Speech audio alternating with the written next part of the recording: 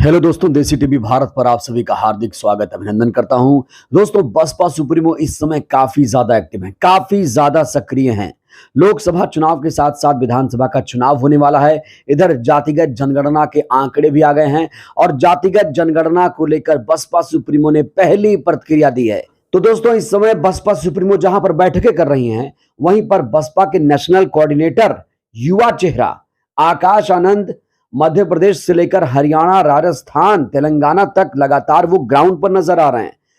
जो cadre camp चल रहा है, लगातार कार्यकर्ताओं से मिल रहे हैं और युवाओं को इस समय बसपा से जोड़ने का काम कर रहे हैं। दोस्तों, एक मजबूत चेहरा बसपा सुप्रीमो को मिल चुका है। इस चेहरे के माध्यम से ऐसा माना जा रहा है कि बसपा सुप्रीमो ने एक रणनीति बनाई है। दोस्तों, आकाश आनंद के द्वारा एक बहुत बड़ा काम बसपा का पूरा हो रहा है। युवाओं को पार्टी से जोड़ने का काम युद्ध स्तर पर चल रहा है।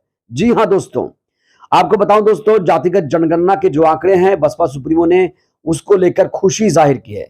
क्या कुछ कहा है वो मैं आपको बताऊंगा। लेकिन दोस्तों, इंडिया गठबंधन एक बार फिर से झुक गया है। जी हां दोस्तों, लगातार हम इंडिया गठबंधन और बसपा के रिश्तों की बात करते रहे हैं, गठबंधन में शामिल होंगी या नहीं। लेकिन एक और बड़ी अपडेट, बड़ी खबर सामने आई है, जिस पर आज दोस्तों मैं चर्चा करूंगा आपसे। दोस्तों, जैसा कि हमने कहा कि बसपा सुप्रीमो काफी ज्यादा एक्टिव हैं। अब देखिए, महाराष्ट्र के नांदेड़ में स्वास्थ्य सुविधाएं नहीं हैं, वहां पर बच्चे मर रहे हैं। और आपने मैनपुरी में देखा, यूपी के अस्पताल में कैसी व्यवस्था थी, जहां पर गलत इंजेक्शन लगाया गया और एक बेटी की जान चली गई। तो दोस्तों, बसपा सुप्रीमो ने महाराष्ट्र की सरकार के साथ साथ यूपी की सरकार को भी आड़े हाथों लिया। कहा, अगर मूलभूत सुविधाएं नहीं मिल रही हैं तो ये एक कल्याणकारी सरकार नहीं हो सकती। अगर किसी को रोजगार नहीं मिल रहा है, शिक्षा नहीं मिल रहा है, स्वास्थ्य नहीं मिल रहा है, तो फिर ये किस बात की सरकारें हैं। दोस्तों, ट्वीट करके बसपा सुप्रीमो ने क्या लिखा है मैं आपको बताता हूं। यूपी समेत विभिन्न राज्य सरकारों द्वारा लोगों के स्वास्थ्य की बुनियादी जरूरत के प्रति अनवरत उपेक्षा किए जाने के घातक नतीजे लगातार सामने आ रहे हैं। इसी कड़ी में महाराष्ट्र के नांदेड़ के सरकारी अस्पताल की बदहाली की वजह से वहां अनेकों लोगों के मौत की खबर अति दुखद और चिंतनीय है। जी हां दोस्तों, जिस तरीके से नांदेड़ में मौतें हुई हैं, यकीन मानिए सबकी रूह कांप गई है। और इस मामले को लेकर दोस्तों बसपा सुप्रीमो ने संज्ञान लिया।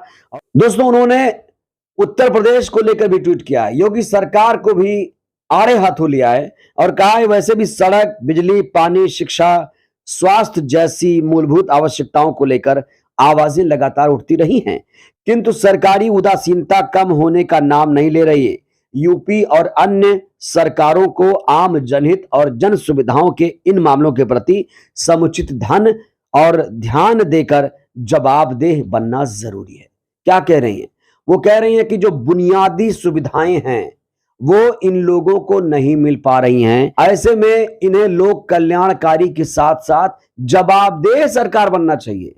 अगर कोई सवाल पूछ रहा है तो उसका जवाब भी मिलना चाहिए। तो दोस्तों, इस ट्वीट में न सिर्फ उत्तर प्रदेश बल्कि महाराष्ट्र सरकार को भी आड़े हाथों लिया है। दोस्तों, आकाश आनंद ने भी बसपा सुप्रीमो के ट्वीट को कोट करते हुए लिखा है, नांदेड़ में पिछले 24 घंटे में दवा और सहायता प्रणाली की कमी के कारण 16 नवजात शिशुओं समेत कुल 30 मरीजों की मौत बेहद दुखद है। मैं शोकाकुल परिवारों के प्रति संवेदना प्रकट करता हूं।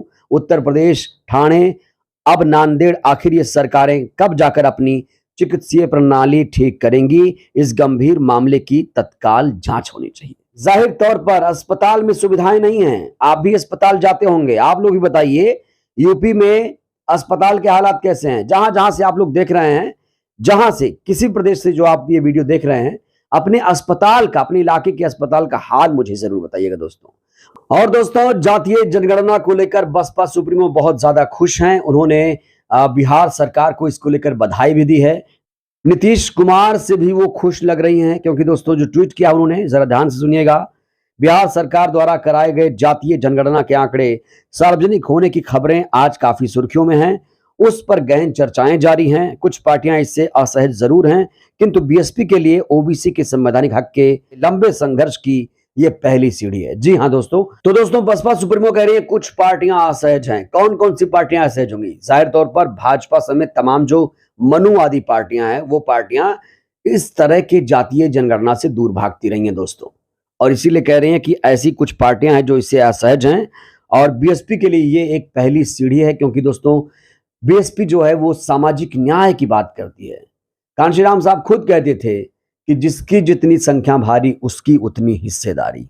दोस्तों बसपा सुप्रीमो ने एक और ट्वीट किया। उन्होंने लिखा, बीएसपी को खुशी है कि देश की राजनीति उपेक्षित बहुजन समाज के पक्ष में इस कारण नया करवट ले रही है। यानी जो जातीय जनगणना हुई है उसकी वजह से ऐसा हो रहा है, जिसका नतीजा है कि एससी एसटी आरक्षण को निष्क्रिय और निष्प्रभावी बनाने तथा घोर ओबीसी और मंडल विरोधी जातिवादी और सांप्रदायिक दल भी अपने भविष्य के प्रति चिंतित नजर आने लगे हैं।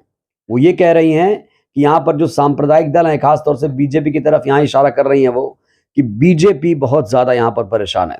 दोस्तों बसपा सुप्रीमो ने आगे क्या लिखा है वो जरा जान लीजिए।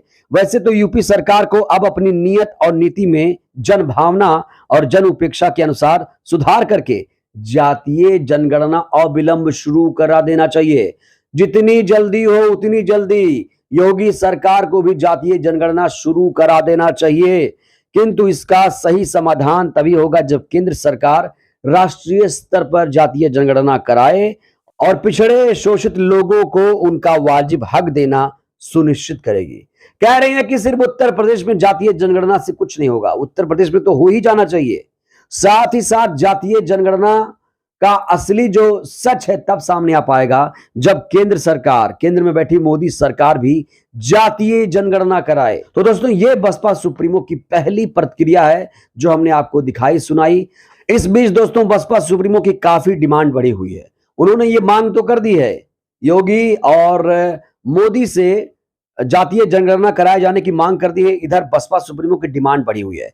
दोस्तों खबर है कि नीतीश कुमार भी मायावती जी को इंडिया गठबंधन में शामिल कराना चाहते हैं। वही नीतीश कुमार जिन्होंने 23 जून की बैठक में बड़ी गलती की थी। उन्होंने बसपा सुप्रीमो को उस समय आमंत्रित नहीं किया था और अब कहीं ना कहीं नीतीश कुमार जी अपनी गलती पर पछता रहे हैं। वो ये सोच रहे हैं कि मैंने गलती कर दी और मुझे बहन जी को इंडिया गठबंधन में बहुत पहले शामिल करा लेना चाहिए था। दोस्तों खबर है कि वो इंडिया गठबंधन में बसपा सुप्रीमो को लाना चाहते हैं और उधर कांग्रेस पार्टी भी लगातार कोशिश कर रही है। कांग्रेस पार्टी इंडिया गठबंधन में अब 2 दल आ चुके हैं। कांग्रेस पार्टी तो बसपा सुप्रीमो की हर शर्त मानने को तैयार है, खबर यह भी है। लेकिन अब नीतीश कुमार का भी मायावती जी को लेकर जो रुख है दोस्तों बदलता हुआ नजर आ रहा है। अब वो चाहते हैं कि बहन जी भी इंडिया गठबंधन में शामिल हो जाएं। ऐसा हृदय परिवर्तन हुआ क्यों, बड़ा सवाल ये है। जानते हैं दोस्तों बिहार में जातीय जनगणना जो हुई है, आंकड़े जो आए हैं करीब 20% दलित आबादी वहां पर है। उत्तर प्रदेश में 22% आबादी। तो ऐसे में कुल मिलाकर कहा जा सकता है, क्योंकि दोस्तों बसपा सुप्रीमो जो हैं वो दलित वोट बैंक की समय मालकिन है। उनके हर राज्यों में इस समय जनाधार हैं, चाहे वो बिहार हो, झारखंड हो, उत्तराखंड हो, उत्तर प्रदेश हो, राजस्थान हो, पंजाब हो, मध्य प्रदेश हो, छत्तीसगढ़ हो, तेलंगाना हो, कर्नाटक हो, हर जगह 2%, 4%, 12%, 8%, 3%, 13%, हर जगह दोस्तों ये बसपा सुप्रीमो का अपना वोट बैंक है। और इसी बदौलत दोस्तों मायावती जी की पार्टी बसपा देश में तीसरे नंबर की सबसे बड़ी पार्टी है। जी हां दोस्तों, तो कुल मिलाकर बसपा सुप्रीमो की डिमांड है, क्योंकि देखिए अगर इंडिया गठबंधन में बसपा सुप्रीमो नहीं आई तो जो 20% बिहार में आंकड़ा आया दोस्तों वो कहां कहां बढ़ जाएगा। वो तो चिराग पासवान में, मुकेश सहनी में और साथ ही साथ जो मांझी साहब हैं वो भी दलित नेता हैं, उनमें ये पूरा बढ़ जाएगा। और इन तीनों दलित नेताओं को एनडीए में मोदी ने इसीलिए शामिल कराया है कि जो दलित वोट बैंक है खासतौर से बिहार का, वो उन्हें मिल जाए। लेकिन अगर इंडिया गठबंधन में बसपा सुप्रीमो आती है तो खेल दोस्तों पलट जाएगा।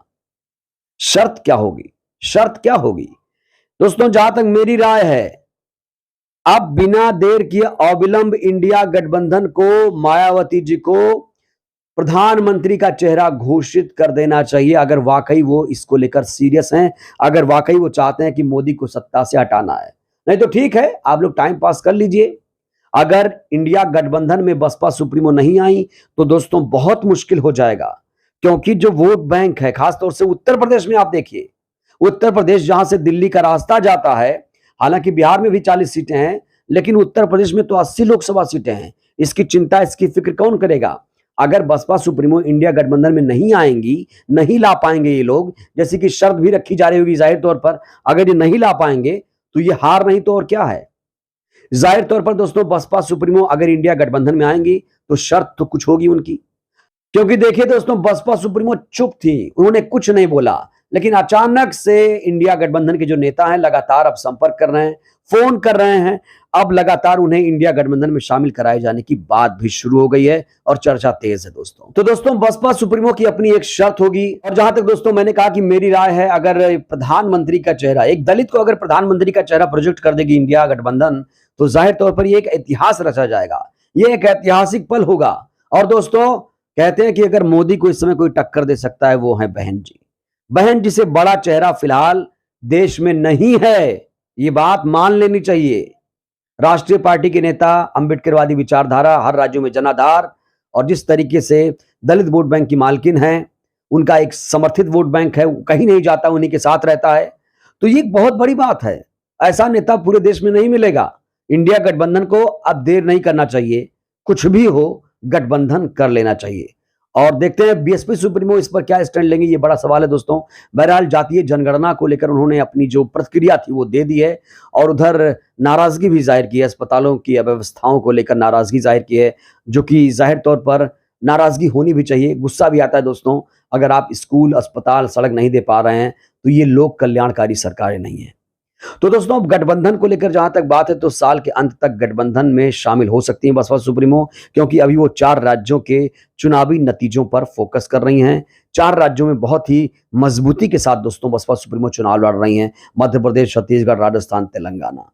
तो बहरहाल दोस्तों इस वीडियो में इतना ही। आपको क्या लगता है, जिस तरीके से बसपा सुप्रीमो की अचानक डिमांड बढ़ी है, क्या अब इंडिया गठबंधन को बिना देर किए बसपा सुप्रीमो को प्रधानमंत्री का चेहरा प्रोजेक्ट कर देना चाहिए? आप दोस्तों अपनी राय दीजिएगा, वीडियो को लाइक करिए, चैनल को सब्सक्राइब करिए, वीडियो को जन जन तक पहुंचाइए, जिससे बहुजन समाज जागरूक हो। जय भारत, जय संविधान।